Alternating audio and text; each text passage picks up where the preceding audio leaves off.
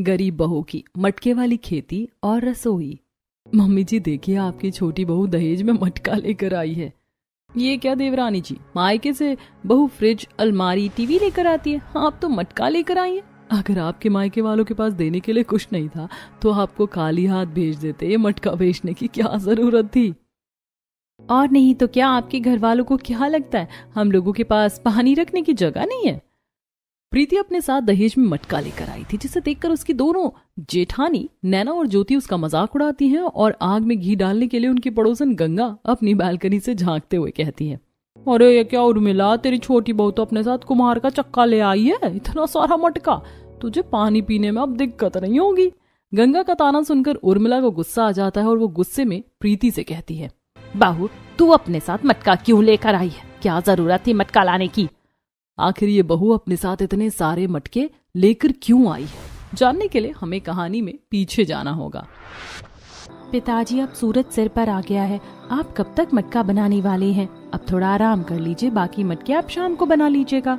प्रीति अपने पिता को पानी पीने के लिए देती है। हरिप्रसाद कड़ी धूप में बैठकर मटका बना रहे थे, उनके सिर से पसीना टपक रहा था। वो प्रीति के हाथ से पानी का ग्लास लेते हैं और पानी पीते हुए कहते हैं, नहीं बेटा, तेरी शादी के लिए पैसे जुगाड़ने हैं, अगर अभी अच्छे से मेहनत नहीं करूंगा तो तेरी शादी कैसे करवाऊंगा। पिताजी, आप मेरी वजह से इतनी मेहनत मत कीजिए, अगर आपकी तबीयत खराब हो गई तो मुझे बहुत बुरा लगेगा। नहीं प्रीति, बस कुछ दिनों की तो बात है, फिर तू विदा होकर अपने ससुराल चली जाएगी। देख, तेरी शादी की तैयारी हो रही है। 4 दिनों में प्रीति की शादी युवराज से होने वाली थी। प्रीति के घर के पास ही बहुत ही साधारण तरीके से उसकी शादी का मंडप बनाया गया था। वहीं उसके ससुराल में उर्मिला और मोतीलाल हॉल में बैठकर चाय पी रहे थे। तभी, आपने हमारे छोटे बेटे की शादी क्यों तय कर दी, आप तो जानते हैं कि वो कोई काम नहीं करता, और ऊपर से आपने उसकी शादी अपने गांव की लड़की से तय की है। अब हमारे इतने बड़े घर में गांव की लड़की आएगी। उर्मिला परेशान होकर मोतीलाल से शिकायत कर रही थी कि तभी उसकी दोनों बड़ी बहू ज्योति और नैना बीच में टपक कर कहती है, अच्छा हुआ मम्मी जी जो डैडी जी ने देवर जी के लिए गांव की लड़की पसंद की, वरना कोई शहर की लड़की आती तो देवर जी उसके खर्चे उठा नहीं पाते। उर्मिला, मैं जो कर रहा हूँ सोच समझ कर रहा हूँ। हमारा बेटा बहुत ही आलसी और बिगड़ा हुआ है, उसकी शादी हो जाएगी तो शायद वो सुधर जाए। मोतीलाल का बेटा युवराज, जिसकी शादी प्रीति से होने वाली थी, वो बहुत ही हैंडसम, मस्कुलर और जिंदा दिल लड़का था। उसे आजाद पंछी की तरह जिंदगी जीना पसंद था। जहां उसके दोनों भाई अंश और विराज कंपनी संभालते तो वहीं वो अपने दोस्तों के साथ मजे करता। आज भी युवराज वही कर रहा था। भीड़ में सभी लोग उसका नाम ले रहे थे, युवराज, युवराज, अरे युवराज, आज तो तुझे ही जीतना पड़ेगा। अरे देखा ना रॉकी, मैंने तुझे फिर से हरा दिया। तू क्यों हर बार मुझसे हारने के लिए आ जाता है। चल, अब शर्त के मुताबिक मुझे 10,000 रुपए मुझे दे। रॉकी और युवराज दोनों गेमिंग सेंटर में गेम खेल रहे थे और गेम में युवराज जीत गया था, इसीलिए शर्त के मुताबिक रॉकी युवराज को अपनी जेब से 10,000 निकाल कर देता है। युवराज, आज तो तेरा दिन अच्छा था, लेकिन कल मैं तुझे जीतने नहीं दूंगा। अच्छा ठीक है भाई, कल का कल देखेंगे, अब मैं घर चलता हूँ। युवराज अपने पैसे लेकर अपनी बाइक की चाबी घुमाते हुए गेमिंग सेंटर के बाहर आता है और अपनी बुलेट पर बैठकर अपने घर आ जाता है। युवराज को देखकर ज्योति अपनी नाक चढ़ा लेती है, मम्मी जी देखिए, आ गए आपके राजकुमार। देवर जी कहाँ से मटर गश्ती करके आ रहे हैं। बेटा अब तो सुधर जा, अब तेरी शादी होने वाली है, तेरी पत्नी आ जाएगी, तब भी क्या तू ये सब करेगा। हाँ, मैं तो शादी के बाद भी वैसे ही रहूंगा। आप लोग मेरी शादी करवा रहे हो, आप लोग समझो, मुझे कुछ नहीं पता। इतना कहकर युवराज सीधे अपने कमरे में जाता है और अपने बेड पर बुलेट की चाबी फेंककर बिना जूते खोले बेड पर पड़ जाता है। युवराज के कमरे में जाने के बाद, क्या करूं मैं इस लड़के का, मैं तो तंग आ चुका हूं इससे, यह बहुत आलस करता है। मेरे दोनों बेटे अंश और विराज कितने अच्छे से कंपनी चलाते हैं, और एक यूवी है जिसने आज तक कंपनी का मुंह भी नहीं देखा है, सारा दिन बस अपने कंप्यूटर में गेम खेलता रहता है। युवराज के घर वाले उसे प्यार से यूवी कहते हैं। हाँ जी, यूवी हमारी कोई बात सुनता ही नहीं है। ये सब तुम्हारी गलती है उर्मिला, तुमने ही अपने लाल प्यार से उसे इतना बिगाड़ दिया है। युवराज को लेकर अक्सर मोतीलाल और उर्मिला में झगड़ा हो जाता था। एक तरफ दोनों युवराज की वजह से लड़ रहे थे तो वहीं युवराज को उसके दोस्त मनीष का कॉल आता है। अरे बोल भाई, कैसे याद किया। अरे यार, बड़ा उदास लग रहा है, आज भी घर वालों ने बातें सुनाई है क्या। हाँ यार, अब तो ये रोज का हो गया है। अरे भाई, तू अपने घर वालों को बात क्यों नहीं बता देता कि तू कितना बड़ा गेमर है, तूने वर्ल्ड वाइड गेमिंग कंपटीशन जीता है। अरे नहीं यार, मैं तो घर वालों को नहीं बताने वाला, जिसे जो समझना है समझने दो। मनीष से थोड़ी बहुत बातचीत करने के बाद युवराज फोन रख देता है और सो जाता है। वहीं प्रीति के घर में प्रीति अपनी मम्मी पापा के लिए खाना बनाती है। क्या बात है बेटा, खाना तो बहुत ही स्वादिष्ट बना है। ला बेटा 2 पूरी और डाल दे। प्रीति अपने पिताजी की थाली में पूरी डालती है। माँ, आपको भी पूरी दूं? प्रीति की माँ जानकी थोड़ी परेशान थी। क्या बात है माँ, आप बहुत परेशान लग रही हैं। बेटा, मुझे बड़ी चिंता हो रही है। तेरे पिताजी ने तेरी शादी अमीर घर में तय की है और मैंने सुना है तेरी दोनों जेठानी अमीर घर से हैं। पता नहीं वो तेरे साथ कैसे पेश आएंगी, मुझे चिंता हो रही है। माँ, आप चिंता मत कीजिए, आपने मुझे हमेशा यही सिखाया है ना, अगर मैं सही रहूंगी तो मेरे साथ कुछ गलत नहीं होगा। जान के इतनी परेशान मत हो, अपनी बेटी पर भरोसा करो। हमारी बेटी बहुत समझदार है और इसका होने वाला ससुर भी तो हमारे गांव का आदमी है। वो अपने गांव की बेटी के साथ बुरा थोड़े करेगा। हरि प्रसाद और प्रीति के समझाने पर जानकी शांत होती है। ऐसे ही दिन गुजरते हैं और देखते ही देखते शादी वाला दिन आ जाता है। युवराज और प्रीति की शादी हो जाती है। विदाई के समय प्रीति जानकी को गले लगाकर रो रही थी। फिर वो अपने पिता के पैर छूती है।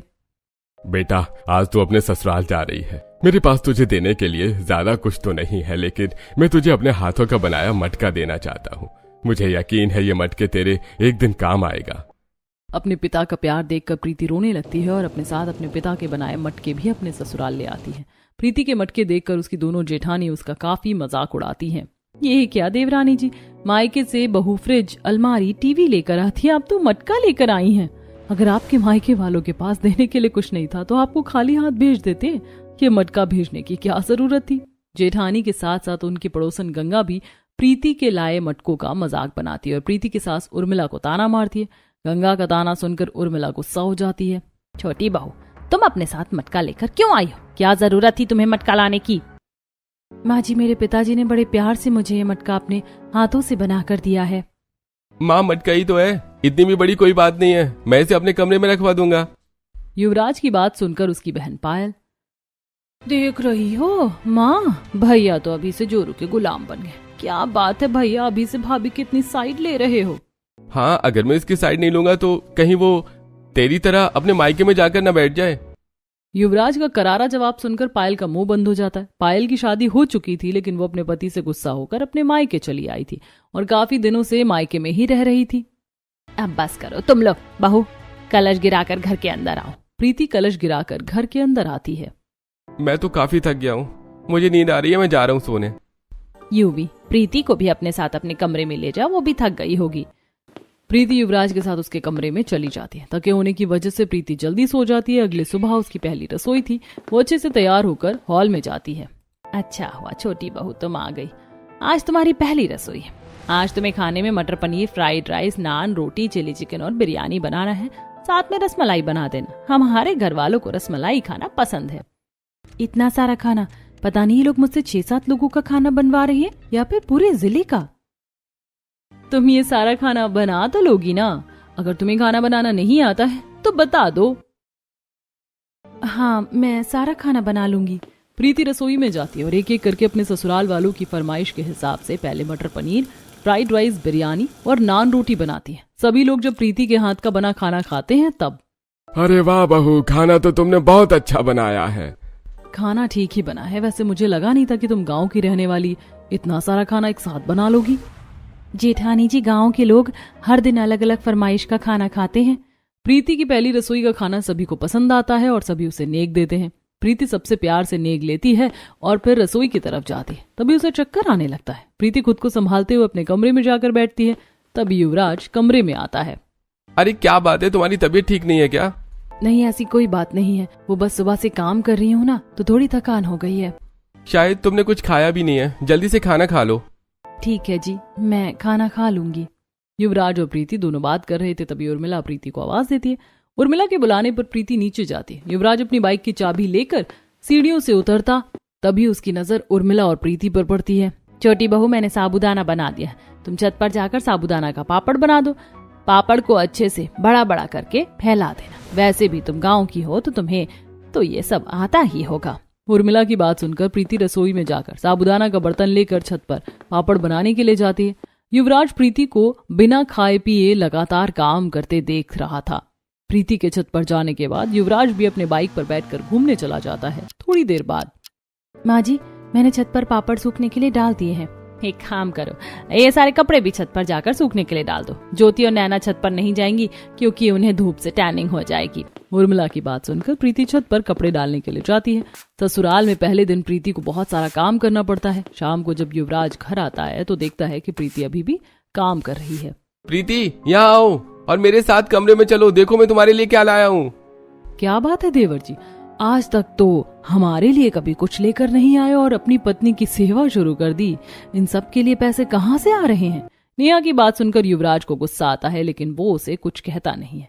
युवराज प्रीति को अपने साथ कमरे में ले जाता है। प्रीति देखो, मैं तुम्हारे लिए छोले भटूरे लेकर आया हूँ। कल तुमने मुझसे कहा था ना तुम्हें छोले भटूरे खाना पसंद है। मुझे पता है तुमने सुबह से कुछ खाया नहीं है, लो ये खा लो। थैंक यू यूवी जी। छोले भटूरे देखकर प्रीति खुश हो जाती है और युवराज के साथ छोले भटूरे खाने लगती है।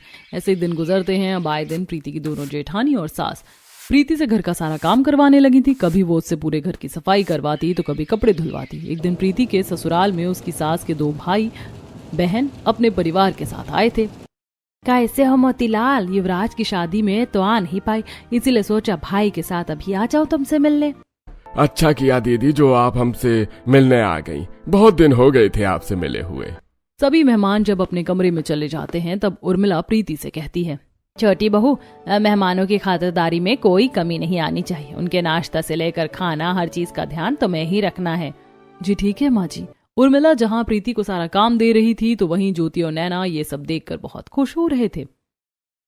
अच्छा हुआ मम्मी जी ने सारा काम उस गांव की गंवार को करने के लिए कह दिया, वरना इतने लोगों की खातिरदारी में तो मेरे मैनिक्योर किए हुए नेल्स खराब हो जाते। वही तो, कल ही मैंने पार्लर से हाइड्रा फेशियल करवाया। अब गैस के सामने खड़ा होकर खाना बनाकर मैं अपनी खूबसूरती खराब नहीं करने वाली। ऐसे बातें करते हुए दोनों जेठानी अपने अपने कमरे में चली जाती है। अगले दिन से उर्मिला प्रीति से मेहमानों के लिए नाश्ते में पूरी सब्जी, खीर, दिन के खाने में बिरयानी, फ्राइड राइस, पनीर की सब्जी और शाम को स्टार्टर्स में कबाब बनवाती है। देखते ही देखते 2 दिन बीत जाते हैं। 2 दिन से लगातार इतने लोगों के लिए खाना बनाते बनाते तो अब मेरी हालत खराब हो गई है। पता नहीं कब तक ये सब करना पड़ेगा। प्रीति रसोई में खाना बनाते हुए ये सब सोच रही थी कि तभी शांति उसे हॉल में आवाज लगा देती है। प्रीति हॉल में जाती है तो शांति उसे गले लगा लेती है। और मिला तुम्हारी तीनों बहुओं में मुझे छोटी बहू सबसे अच्छी लगी। प्रीति बेटा, तुम बहुत ही अच्छा खाना बनाती हो। तुमने इन 2 दिनों में हमारा बहुत ही अच्छे से ध्यान रखना। प्रीति की बुआ सास उससे बहुत खुश थी। वो प्रीति की तारीफ करके अपने परिवार वालों के साथ चली जाती है। 2 दिन से लगातार मेहमानों के लिए खाना बनाने की थकान प्रीति के चेहरे पर साफ दिखाई दे रही थी। शाम को जब युवराज घूम कर आता है तब देखता है कि प्रीति बेड पर लेटकर आराम कर रही है। क्या बात है प्रीति, तुम इतना ज्यादा कैसे थक गई और तुम आराम क्यों नहीं कर रही हो?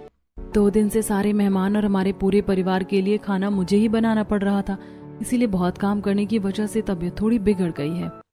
अरे तो तुमने सारा काम अकेले क्यों किया?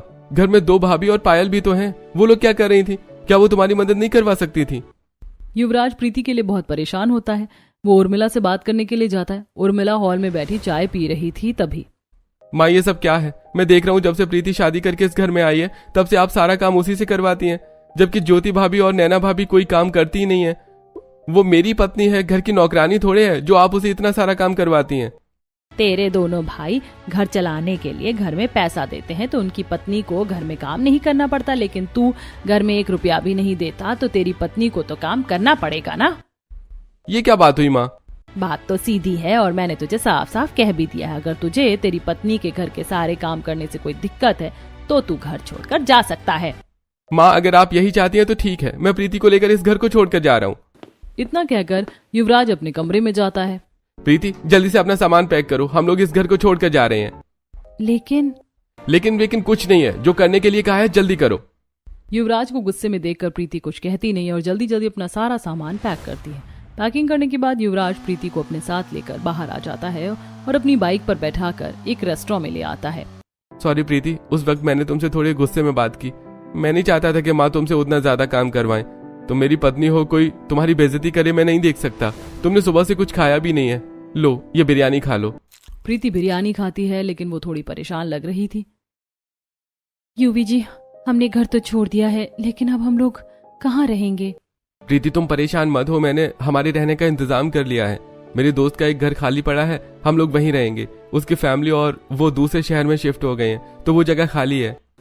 युवराज प्रीति को अपने दोस्त के घर लाता है। युवराज के दोस्त का घर एक लोहे का सामान बनाने वाले कारखाने के ठीक ऊपर था। ये तो फैक्ट्री है, घर कहाँ है? घर तो उसके ऊपर है, हमें कुछ दिनों तक यहीं रहना पड़ेगा। युवराज प्रीति को अपने दोस्त के घर लेकर जाता है। जैसे वो दरवाजा खोलता है तो उसके दोस्त का घर किसी भूत बंगले की तरह लगता है।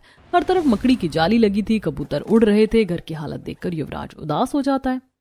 प्रीति मुझे माफ कर देना, मैं तुम्हें कैसी जगह ले आया। सच में मैं किसी काम का नहीं हूँ। अरे ऐसी कोई बात नहीं है जी, बस इस घर में काफी दिनों से कोई रहता नहीं था, इसीलिए इसकी हालत ऐसी है। हम दोनों मिलकर इसे साफ करेंगे और रहने लायक बनाएंगे। युवराज और प्रीति दोनों अपने लगेज को एक साइड में रखकर पूरे घर की सफाई करते हैं। घर में अच्छे से डस्टिंग और पोछा लगाने के बाद घर रहने लायक बन जाता है। युवी जी देखा आपने, ये घर कितना सुंदर हो गया है और यहाँ तो बालकनी भी है। अरे तुम सही कह रही हो प्रीति, ये लो 10,000 रुपए। अभी तो मेरे पास बस यही है, पर कुछ दिन में मैं कोई अच्छा काम ढूंढ लूंगा। मुझे आपके ऊपर भरोसा है, मैं आपके साथ हूँ। युवराज घर के बाहर जाता है और बाहर से खाने के लिए रोटी तड़का ले आता है। रात बहुत हो गई है तो यही खाकर सो जाते हैं। कल हमें घर के लिए जरूरत का सामान लेने भी तो जाना होगा। युवराज और प्रीति दोनों खाना पीना खाकर सो जाते हैं। अगली सुबह अभी तो बस गैस बंद चल रही है, अलग से गैस वगैरह लेने में काफी पैसे खर्च हो जाएंगे। ब्लैक में गैस 2, 4, 5 हजार में आ रही है, फिर चूल्हा खरीदने में अलग खर्च। मैं सोच रही थी कि चूल्हे पर ही खाना बना लूं। क्या तुम चूल्हे पर खाना बना पाओगी? हाँ जी, गांव में तो हम लोग ऐसे ही खाना बनाते थे ना। और अगर यहाँ पैसे बच जाएंगे तो हम लोग पंखा ले सकते हैं और बेड पर लगाने के लिए अच्छा गद्दा ले सकते हैं। प्रीति और युवराज दोनों बाजार जाते हैं और बाजार से एक स्टैंड फैन खरीद लेते हैं। फिर गद्दे की दुकान पर जाकर एक कंफर्टेबल गद्दा लेते हैं। ये चीजें खरीदने में ही तो काफी पैसे खर्च हो गए। अब हमें थोड़ा हिसाब से खर्च करना पड़ेगा। अभी तो राशन और सब्जियां लेना बाकी है और खाना बनाने के लिए बर्तन भी तो चाहिए। बर्तन का नाम सुनकर प्रीति थोड़ा उदास हो जाती है। क्यों जी, मेरे पिताजी के दिए मटके तो ससुराल में ही रह गए, क्या आप वो मटके मेरे लिए ला सकते हैं? प्रीति तुम चिंता मत करो, मैं तुम्हारे लिए मटके ले आऊंगा। अभी चलो बाकी का सामान ले लेते हैं। प्रीति और युवराज दोनों राशन की दुकान पर जाते हैं और अपनी जरूरत के हिसाब से राशन ले लेते हैं। फिर वो सब्जी मंडी जाते हैं। भैया ये टमाटर कैसे दिए और कटहल बैंगन कितने का है? बहन जी टमाटर 60 रुपए किलो है, कटहल 90 रुपए किलो है, बैंगन 50 रुपए किलो है। बताइए आपके लिए कितना लगा दूं? सब्जियों के दाम सुनकर युवराज और प्रीति एक दूसरे का मुंह देखने लगते हैं। आजकल तो सब्जियों के दाम बहुत ज्यादा हो गए हैं। प्रीति हम लोग क्या करें? आप चिंता मत कीजिए, अभी हम लोग थोड़ी बहुत सब्जी ले लेते हैं। युवराज और प्रीति थोड़ी बहुत सब्जियां, राशन और बाकी का सामान लेकर घर आ जाते हैं। युवराज घर के इलेक्ट्रिसिटी अप्लायंसेस को ठीक करता है और प्रीति खाना बनाती है। ऐसे ही दिन गुजरते हैं। कारखाने के ऊपर घर होने की वजह से उनके घर में काफी गर्मी होती थी। एक दिन युवराज प्रीति को चूल्हे पर खाना बनाते हुए देखता है। प्रीति के सर से पसीना टपक रहा था और वो रोटी बना रही थी। ये लड़की मेरे लिए कितना सब कुछ कर रही है, मुझे भी इसके लिए कुछ करना चाहिए। मैं इसे इतनी तकलीफ में नहीं देख सकता। ये सब सोचकर युवराज अपने लैपटॉप को खोलता है और कुछ कोडिंग प्रोग्राम करने लगता है। अगले दिन युवराज अपने घर से प्रीति के पिताजी के दिए मटके को एक हाथी गाड़ी में रखवा कर ले आता है। प्रीति अपने पिताजी के दिए मटके को देखकर बहुत खुश होती है। थैंक यू, मुझे अपने पिताजी की बड़ी याद आ रही थी। ये मटके देखकर मुझे महसूस होता है कि वो मेरे पास है। प्रीति और युवराज अपने नए घर में रहने लगते हैं। प्रीति सीढ़ियां उतरकर नीचे से बाल्टी में पानी भर कर लाती थी और चूल्हे पर खाना पकाती, जिसे देखकर युवी को काफी बुरा लगता है। वो भी लैपटॉप में सारा दिन काम करते रहता है। ऐसे ही दिन गुजरते हैं। एक दिन प्रीति अकेले बाजार जाती है। बाजार में तो सारी सब्जियां बहुत महंगी हैं। प्रीति बाजार की कई दुकानों में जाती है, लेकिन उसे हर जगह सब्जी महंगी मिलती है। प्रीति एक गरीब सब्जी वाली के पास जाकर थोड़ी सस्ते में सब्जियां ले आती है। खाना बनाते हुए प्रीति सोचती है, ऐसे तो काम नहीं होने वाला। अगर सब्जियां इतनी महंगी मिलेंगी तो घर चलाने के लिए पैसे कम पड़ जाएंगे। प्रीति ये सब सोचकर परेशान हो ही रही थी कि तभी उसकी नजर उसके पिताजी के दिए मटकों पर जाती है। अगर मैं अपनी सब्जियां खुद घर पर उगाऊं तो मुझे बाहर जाकर सब्जी खरीदने की जरूरत नहीं पड़ेगी। प्रीति ये सोचकर खुशी खुशी युवराज के पास जाती है। मैं सोच रही थी अगर मैं बाहर से सब्जी खरीदने की जगह घर पर सब्जी उगाऊं तो कैसा रहेगा। मैं अपने पिताजी के दिए मटके में सब्जी उगाऊंगी। हमारे पास तो इतनी बड़ी बालकनी भी है। अरे प्रीति, अगर तुम सब्जी उगा सकती हो तो उगा लो, मैं तुम्हारे साथ हूँ। युवराज की बात सुनकर प्रीति खुश हो जाती है और अपने और युवराज के लिए चाय बनाती है। वो युवराज को चाय देती है और खुद बालकनी में आकर चाय पीने लगती है। तभी उसकी नजर उसकी पड़ोसन लता पर जाती है। लता अपने पौधों को पानी दे रही थी। आपके फूलों के पौधे तो बहुत सुंदर हैं।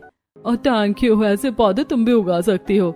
मैं तो अपने मटके में सब्जी उगाना चाहती हूँ, लेकिन मुझे यहाँ मिट्टी कहाँ मिलेगी पता नहीं। सब्जी उगाने का आइडिया तो और भी अच्छा है। वैसे भी आजकल सब्जियां बहुत महंगी आ रही। मेरे पास 2 बोरी मिट्टी है, अगर तुम चाहो तो तुम ले सकती हो। क्या सच में? आपने तो एक बार में मेरी बहुत बड़ी परेशानी दूर कर दी। प्रीति युवराज को बोलकर लता के घर से मिट्टी की बोरियां मंगवा लेती है। फिर प्रीति बाजार जाती है। वो बीज की दुकान पर जाती है। भैया मुझे टमाटर, पटल, भिंडी, तुरई, कद्दू, मिर्च, नींबू, अलग अलग तरह की हरी सब्जियों के बीज दे दीजिए। दुकानदार प्रीति को अलग अलग तरह की सब्जियों के बीज दे देता है। प्रीति काफी धूप में चलकर घर आ रही थी, लेकिन उसके चेहरे में अलग चमक थी। अगर मेरे मटके में सब्जियां उग गईं तो कितना अच्छा होगा। सही कहा था पिताजी ने, उनका मटका एक दिन मेरे जरूर काम आएगा, और वो मेरे काम आ गया। ये सब सोचते सोचते प्रीति खुश होकर अपने घर आ जाती है। वो अपने साथ पास के तबेले से गोबर लेकर आई थी। घर आने के बाद वो सीधे बालकनी में जाते और मिट्टी में गोबर मिलाकर उसे मटके में भरती है। फिर वो अलग अलग मटके में अलग अलग बीज बोती है। अरे पानी तो नहीं है। प्रीति बाल्टी लेकर सीढ़ियों से नीचे आती है और फिर कारखाने के बगल वाले सरकारी नल से पानी भरकर बाल्टी लेकर सीढ़ियां चढ़ती है। अरे मेरी सुपर वुमन, तुम कितना काम करोगी, कुछ काम मुझे भी बोल दिया करो। युवराज की बात सुनकर प्रीति मुस्कुरा देती है। वो पानी लेकर अपने मटके के पास जाती है और सारे मटके में पानी डालती है। प्रीति को अपने मटकों में पानी डालते हुए लता देख रही थी। अरे वाह प्रीति, तुमने अपने मटके में सब्जियां लगा ली। हाँ आंटी, बस 2-3 हफ्ते में इसमें सब्जियां आ जाएंगी। ऐसे ही दिन गुजरते हैं। प्रीति सुबह शाम अपने मटके में बोई सब्जियों में अच्छे से पानी डालती है, रसोई से निकला खाद डालती है और उसकी खूब सेवा करती है। कभी कभी जब उसे अपने पिता की याद आती तो वो अपने मटके वाली सब्जियों से बातें भी करती थी। देखते ही देखते 4 हफ्ते गुजर जाते हैं। एक सुबह जब प्रीति सोकर उठती है तब, यूपी जी देखिए, उठिए ना। क्या देखूं प्रीति? मेरे मटके में सब्जियां उग गई हैं। लौकी, प्याज, टमाटर, ये सब देखने में कितने सुंदर लग रहे हैं। प्रीति की पूरी बालकनी उसकी उगाई सब्जियों से भर गई थी। कहीं टमाटर लटक रहे थे तो कहीं करेले, और छोटे छोटे मटके में ढेर सारी धनिया, पुदीना भी हो गई थी। प्रीति अपने मटके में उगी हुई सब्जियों को तोड़कर उससे सब्जी बनाती है। अरे आज सब्जी तो बहुत ही ज्यादा टेस्टी लग रही है। कौन से मसाले यूज किए हैं प्रीति? यूवी जी, ये मसालों का नहीं बल्कि मेरे मटके में उगी हुई सब्जियों का कमाल है, और आज मैंने खाना मटके में बनाया है। इसीलिए तो खाना आज इतना टेस्टी लग रहा है। सच में खाना खाकर तो मजा आ गया। सुनो, आज मेरी फॉरेन फ्रेंड के साथ डील, बस वो अच्छे से हो जाए। आपने अच्छे से खाना खा लिया है ना? देखना आपकी मीटिंग सक्सेसफुल होगी। प्रीति और युवराज दोनों खाना खाते हैं। खाना खाने के बाद प्रीति घर के काम में लग जाती है और युवराज लैपटॉप पर वीडियो कॉन्फ्रेंस में अपने उस फॉरेन क्लाइंट से बात करता है। युवराज की मीटिंग 2 घंटे तक चलती है। Okay sir, from today I will start working on the game. Fantastic, I will see you soon. Yuvraj की फॉरेन क्लाइंट शेड्यूल पक्की हो जाती है। प्रीति, मुझे बहुत बड़ा कॉन्ट्रैक्ट मिला है। अगर मेरा गेम बन गया और वो चल गया तो हमारी किस्मत बदल जाएगी। यूवी जी, मैंने कहा था ना आप कर लेंगे। ऐसे ही दिन गुजरते हैं। युवराज दिन रात गेम बनाने में लगा रहता है। प्रीति अपने मटके वाली सब्जियों की अच्छे से देखभाल करती है और सब्जियां तोड़कर खाना बनाती है। एक दिन प्रीति एक टोकरी में काफी सारी सब्जी भरकर अपने पड़ोसन लता के घर ले जाती है। आंटी जी, मेरे मटके में सब्जी हो गई है, तो मैंने सोचा क्यों ना थोड़ी सब्जी आपको भी दे दूं। लता प्रीति से सब्जी की टोकरी ले लेती है और उसे चाय पिलाती है। लता के घर पर चाय पीने और थोड़े गप्पे मारने के बाद प्रीति अपने घर आ जाती है। शाम को जब प्रीति अपनी बालकनी में खड़ी थी तब, क्या बात है प्रीति, तुम्हारी सब्जियां तो बाहर वाली सब्जियों से बहुत अच्छी है। मेरे पति तो सब्जी खाकर खुश हो गए। मेरे बच्चे जो सब्जियां देखकर मुंह बनाते हैं वो भी मांग मांग कर सब्जी खा रहे थे। तुम मुझे भी मटके में सब्जी उगाना सिखाना। लता की बात सुनकर प्रीति के चेहरे में बड़ी सी स्माइल आ जाती है। हाँ बिल्कुल, मैं आपको मटके में सब्जी की खेती करना सिखाऊंगी। इस तरह हंसी मजाक करते हुए प्रीति और लता थोड़ी देर बात करती हैं। ऐसे ही दिन गुजरते हैं। अब युवराज का गेम बन गया था और वो लॉन्च भी हो गया था। प्रीति, मुझे बहुत टेंशन हो रही है। पता नहीं मेरा बनाया पी बैटल गेम चलेगा या फिर नहीं। P battle game? ये कैसा नाम है? अरे ये गेम मैं तुम्हारे नाम पर बनाया है, प्रीति का पी। यूवी जी, हाँ पीना। प्रीति और युवराज दोनों गेम लॉन्च से बहुत ज्यादा खुश हैं। एक दिन प्रीति के घर पर एक औरत आती है। तुम प्रीति हो ना? लता ने मुझे बताया था। अब मैं तुम्हारी पड़ोसन हूँ। मैं घर के उस तरफ रहती हूँ। लता ने मुझे तुम्हारी मटके में उगी हुई सब्जियों के बारे में बताया। क्या तुम मुझे भी थोड़ी सब्जी दे दोगी? हाँ क्यों नहीं आंटी। प्रीति एक कैरी बैग में ढेर सारी अलग अलग तरह की सब्जियां लाकर कावेरी को दे देती है। इस तरह अक्सर प्रीति की कोई न कोई पड़ोसी सब्जी लेने के लिए आती थी। प्रीति अपने मटके में उगी हुई सब्जी को अपनी रसोई में भी बनाती और अपने पड़ोसियों को भी देती थी। प्रीति के मटके में उगाई सब्जियों की वजह से अब हमें बाहर से सब्जी लेने की जरूरत नहीं पड़ती। बिल्कुल सही कह रही हो। प्रीति के मटके में उगी हुई सब्जियां खाकर तो अब मेरी सेहत भी अच्छी रहने लगी है। अब सीढ़ियां चढ़ने उतरने में ज्यादा थकान नहीं लगती है। बिल्कुल सही कहा तुमने, उसकी सब्जियां तो बहुत ताजी और ऑर्गेनिक होती है ना, इसीलिए। प्रीति की सारी पड़ोसी प्रीति की मटके में उगाई हुई सब्जियों की बहुत तारीफ करती थी। ऐसे दिन गुजरते हैं। एक दिन युवराज प्रीति को अपनी बाइक में बैठाकर एक बड़े से बंगले में ले जाता है। ये आप मुझे कहाँ ले आए हैं? ये हमारा घर है, मेरा और तुम्हारा। प्रीति, मेरा गेम बहुत सक्सेसफुल हुआ। पी बैटल गेम को लोगों ने बहुत ज्यादा पसंद किया और मुझे इतनी सारी प्रॉफिट हुई कि मैं क्या बताऊं। मुझे बहुत अच्छी जॉब भी मिल गई है। अब हम लोग यहीं रहेंगे। मैं उसे घर से सारा सामान मंगवा लूंगा। प्रीति की आंखों में खुशी के आंसू आ गए थे। उसे विश्वास नहीं हो रहा था कि इतना बड़ा घर अब उसका था और वो इतने बड़े घर की मालकिन थी। युवी जी, हमारे पुराने घर ने हमारे बुरे वक्त में हमारा बहुत साथ दिया। हम दोनों वहाँ जाकर अपना सारा सामान वापस लेकर आएंगे और अपने मटके में उगाई सब्जियों को भी मैं यहाँ लेकर आऊंगी। हाँ प्रीति, चलो चलते हैं।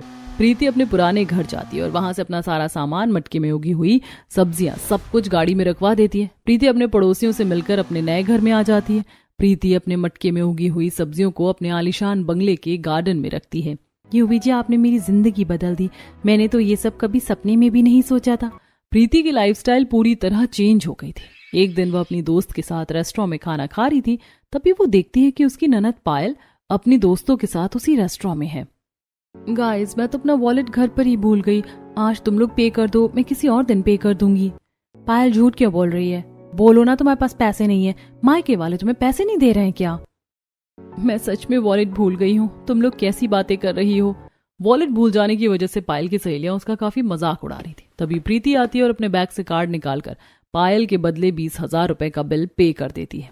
पायल की सहेलियां चली जाती हैं। तब प्रीति भाभी, ये सब क्या है? ये डिजाइनर साड़ी, ये लुक, 20,000 का बिल, ये सब कैसे? ये सब तो तुम्हारे भैया ने किया है। तुम्हारे भैया बहुत बड़ी गेमिंग कंपनी के मालिक बन गए हैं। उन्होंने पी बैटल गेम बनाया है।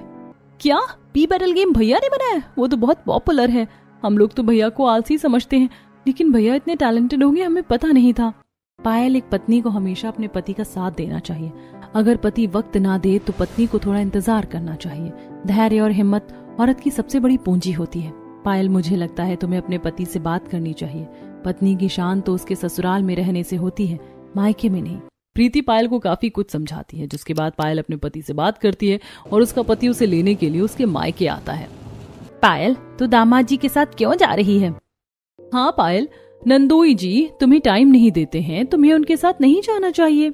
ज्योति भाभी, आप तो चुप ही रहिए। आपने मुझे गलत डायरेक्शन दिखाया और माँ, आपको तो मायके में रखने की बजाय मुझे अपने ससुराल में वापस जाने के लिए कहना चाहिए था। प्रीति भाभी ने भैया का साथ दिया तो आज भैया बहुत बड़ी गेमिंग कंपनी के मालिक बन गए हैं। मैं भी अपने पति का साथ दूंगी। अब मैं उनके साथ रहूंगी। इतना कहकर पायल अपने पति के साथ अपने ससुराल चली जाती है। युवराज के बारे में सुनकर उर्मिला को हैरानी होती है। उर्मिला अपने पूरे परिवार के साथ युवराज के नए घर में जाती है। माफ करना बेटा, मैंने तुम्हें हमेशा कम समझा।